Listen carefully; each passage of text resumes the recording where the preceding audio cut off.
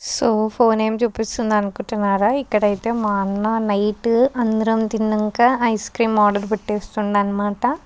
So పెళ్ళి అని చెప్పినా కదా, ఈ అన్నదే. సో కార్డ్స్ ఇవ్వడానికి వచ్చిండు కాబట్టి నైట్ స్టే చేసిండు.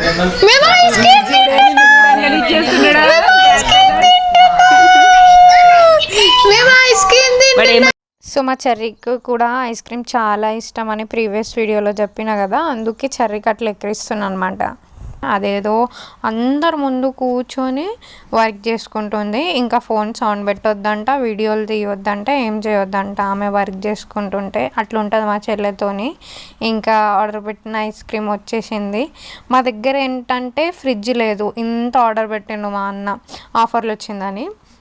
సో 4 కోన్ ఐస్ క్రీమ్స్ పెట్టిండు, ఒకటి నేను తిన్నా. ఇంకా బకెట్ ఏమో అందరం కొంచెం కొంచెం తినేసినాం. మార్నింగ్ లేచేసరికి కరిగిపోయిందనమాట తిందామంటే, ఎందుకంటే ఫ్రిడ్జ్ ఉండదు కదా. సో అది అలా కరిగిపోయింది. ఇక్కడ చూడండి, ఎప్పుడు అసలు ఐస్ క్రీమ్ దొరకనట్టే తింటున్నా నేను. కానీ చాలా రోజులైంది నేను ఐస్ క్రీమ్ తిని.